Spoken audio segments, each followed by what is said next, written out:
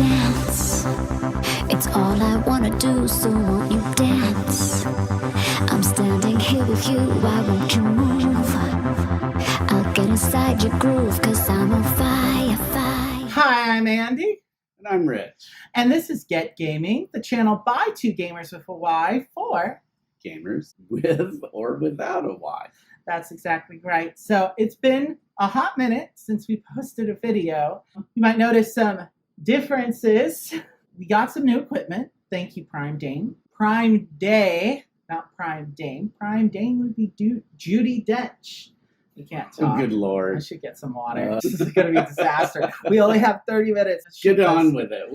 Get on with it. We've just been out of commission for a while for various reasons, none of which are that But we interesting. hope you like some new improvements that we made, such as we have softbox lighting now, we have an actual microphone, and we have a new background. This is our game collection, guys. Okay, lean over so they can see all the beauty.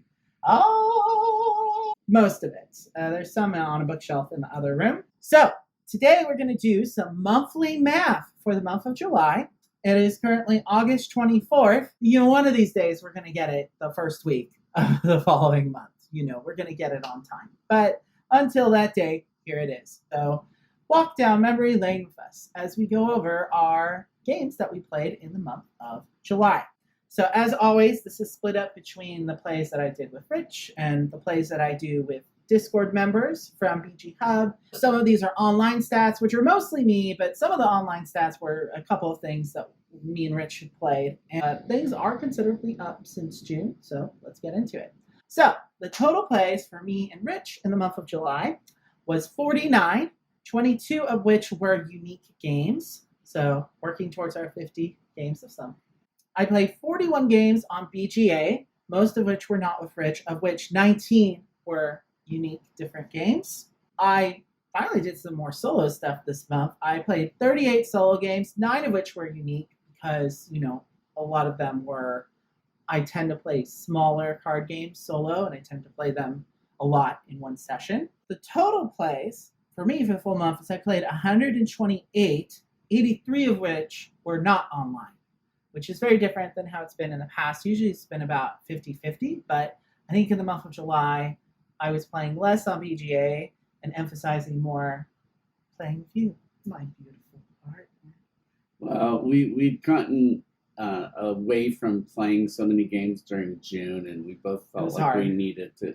So that's, I think, accounts for this. We were just trying really hard to make sure we were playing games. And I think we weren't the only one that had a crazy June. A lot of June wrap-ups I saw, people also had kind of low stats. So I just think it's been a crazy summer so far, not always in a good way. So I'm really happy that our July stats were up. And that I think one of the reasons on BGA, I've been focusing more on playing the longer games because most of them are async anyway. And async isn't always the most ideal way to play things, but most of the people that I play with on the Discord are in different time zones. Hi, Hannah, our #1 viewer and commenter.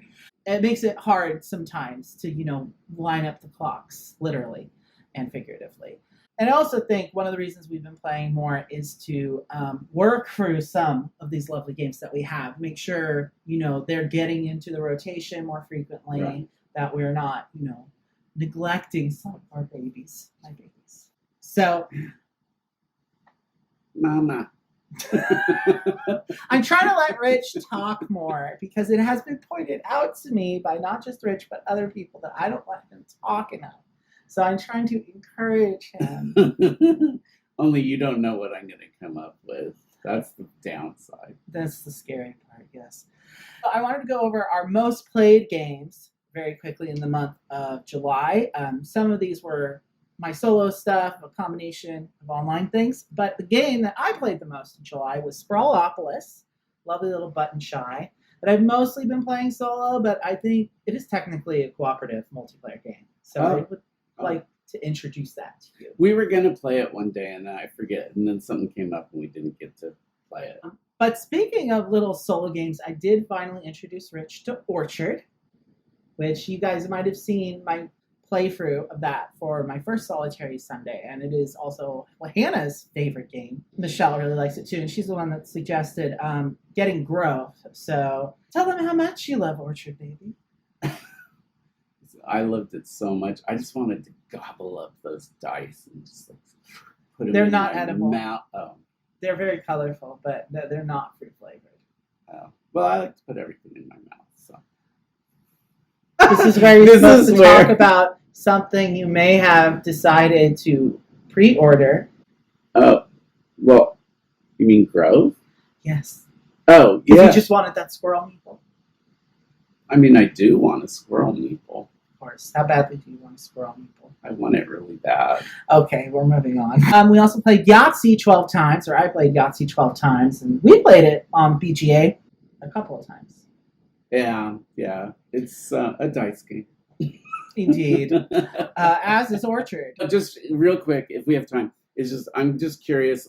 I find that when I actually am rolling physical dice, for some odd, weird reason, maybe it's just my defective thinking, I feel like I can influence the dice more, whereas I never get that when I'm playing, where it's just I guess it's a random number generator. It's talking about playing Yahtzee online. Yeah, it's just, I don't feel like, it's so frustrating because I'm trying to manifest the dice that I want, and it just never works on that. But for some odd reason, I feel like it does work when I'm doing it with a physical game. I'm just curious if anybody else has had this experience, or if you just think I'm crazy. So I don't think you're crazy. I just think that you don't like that you can't cheat.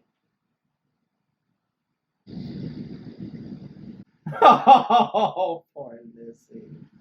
I never said I was a role model. But what about We played Tussie Mussy 8, which few of those were solo games. Actually, that's become the game that I just bring to game day because it's always a winner with people, because it's so easy to get into. Everyone loves the pretty flowers. And now I got all the expansions for Tussie Mussy, and now I only play it with Tussie Mussy. So I'm introducing people to Tussie Mussy with the expansions. They don't know it's Tussie Mussy with the expansions. They just think it's Tussie Mussy. Played Longhorn 7 times. That's a lovely little Bruno Cathala 2-player only game, which we've really fallen in love with. Cafe 6 times, which is one of our favorite games of all time. And I've been working on playing that game solo more to kind of master the strategy a little bit better, but I think when we end up doing our top 10 game list, we're going to talk more in depth about our feelings of Cafe. We played Tiny Towns, which was a new to us game. Rich did not care for it. I prefer it solo, I think. I think it's a really great solo game. And I think it's also just fun to hold the hammer up and go, I declare that we shall all build wood. oh yeah, I forgot I was doing that. In my, That's so funny. in my defense, I had just It's our been house rule. watching Monty Python's Mhm. Life of Brian and Monty Python's Search for the Holy Grail, and so I decided that it must be delivered in this tone of voice. You have to every time. It's our house rule for Tiny Towns. We played Koi Koi 6 times. One of our absolute favorite card games. That's the Japanese one, the Hanafuda flower deck. We played Hoheho's 4 times. Another Button Shy, which is just a really, really great 2-player granary building game. You're in Galician Spain, and there's owls, and they eat rats, and you're trying to protect the wheat. You're a master builder. I played Food Chain Island 4 times. That was a solo thing. I finally got an expansion for that, which I think I got the Lost Creatures expansion, or Lost Beasts, and I just wanted some dinosaurs up in my island to eat some of the other animals. Did you get dinosaurs? Yeah, there's dinosaurs. Lost Beasts has a Similodon, the cat with the big long teeth, Yeah. and a Plesiosaurus, and yeah, I it's haven't cute. played that one yet. So I It's gotta solo play it. only. We could play it together sometime. Oh, okay, yeah. Michelle and Billy like to do these solo-ish videos where, like, technically Michelle's playing it and Billy is just, like heckling her from off screen. So we could do I something could like do that. heckling. I know. Wild Space 3 times. We're still in love with Wild Space. I think that could become a top 10 game for us. Or I at think least it top already 20. is. But Well, as far as plays are concerned, yeah, because we just played it the other day too. I mean, it's true. You don't know how it'll wear over a long haul. Where some of these games True. we do, we know Cafe, for instance, is a great game. That's staying. Yeah. I mean, I would say most of the games that we really, really like, but there's always ones that just kind of slip in and you don't know if they're going to be there for the long haul. Such as Iki, which we played. We replayed it in July because I was like, we got to play this game again because it's just sitting on the shelf and I love it so I like much. that game. I think, I'm sure what other people would say is the same thing, you would say or I would say. It's got a lot of setup. It's not, But look there's how a lot of pretty. pieces. Yeah, that part's really good. The art is excellent.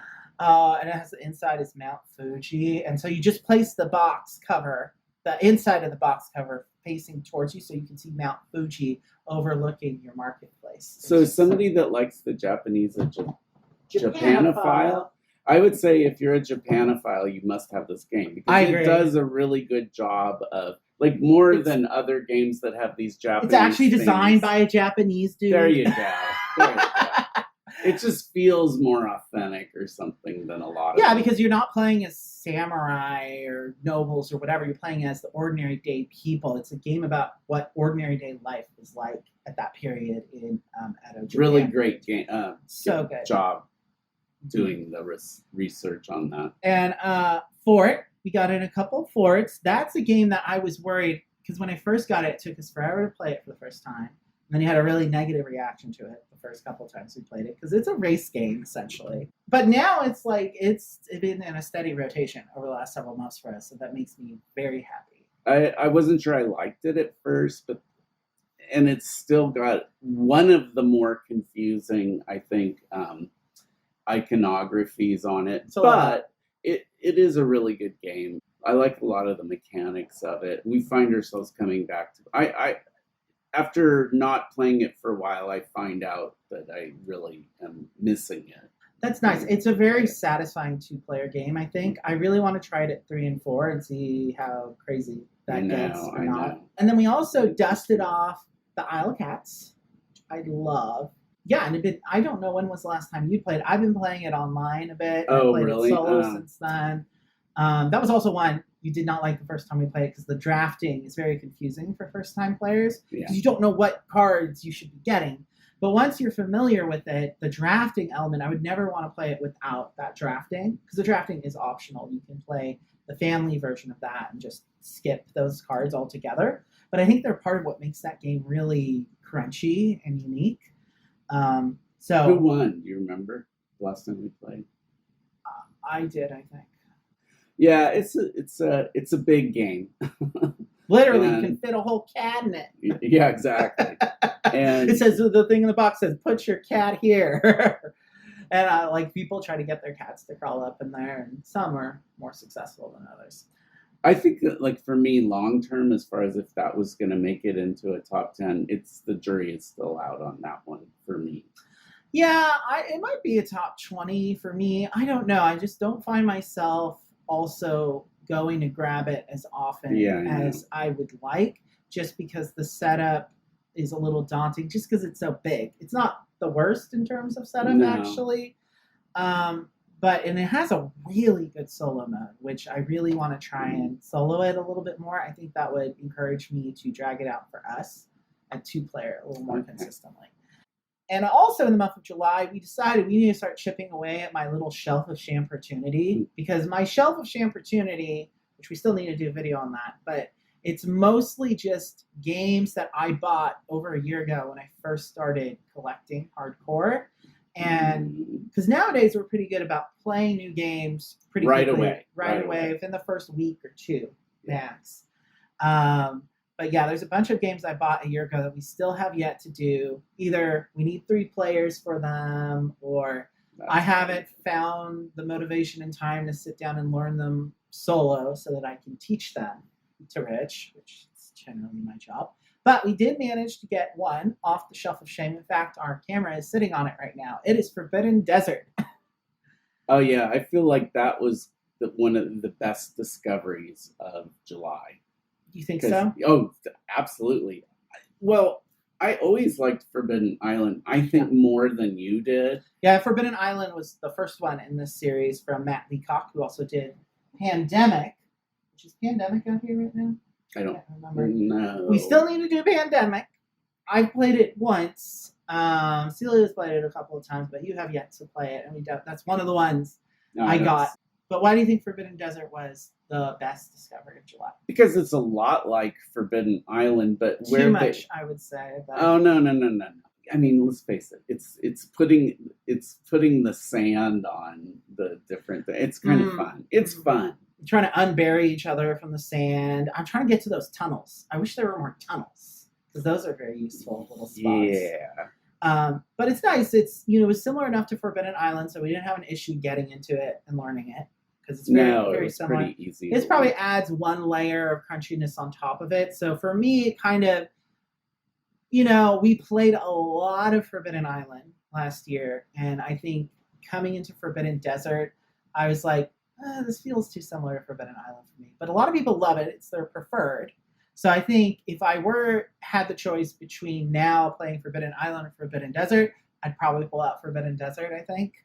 But just because we played Forbidden Island so much. But yeah, it's still a great game. These are wonderful cooperative games. And I know, like, for families and stuff, sometimes, like, if you have several kids or whatever, the kids will, like, if you play like a competitive game, there will be fighting our godson Wesley loves Forbidden Island when we introduced it to him. So it is, and he's younger than 8. So Forbidden Island and Forbidden Desert are both games you could get that age group of kid into. Definitely good family weight games. So some of the new to us games I wanted to mention real quick while we're talking about family weight games. Summer Camp. Loved it, but I think Andy got burned out on it a little bit. It's too long for what it is. Yeah. It takes at least an hour for what is basically a race game. It's like the slowest race in the fucking world too. And that's what I like about it. I think it's really good for baby's first deck builder. So I think it's really good for kids. So it was on sale at Target for $12, and then didn't it go all the way down to $7? It's crazy. So he got 3 copies. I did. One of which we sent to Kat and the God Kids, and she sent me this video of them playing, and she sent it with the message, "Why is this game so complicated?" And you're always sending us these complicated games, and it's like, yeah, I guess. Well, Stella was kind of playing it, kind of not. She's still. Well, I guess we should think of that next time. Wesley was super into it. He's like, and I'm going to play this, and then that, and then that, and then that. He's a competitor, I think. Oh, he's a great little gamer. So we're definitely sending him more. But I promised her. You. I should hope so. He's my birthday buddy. That's right. Then we also played Kuna, which you bought at the same time as Longhorn. Ugh, Snooze City.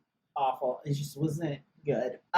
Mr. Toast, which you just played the other night with Jamila. Was cute.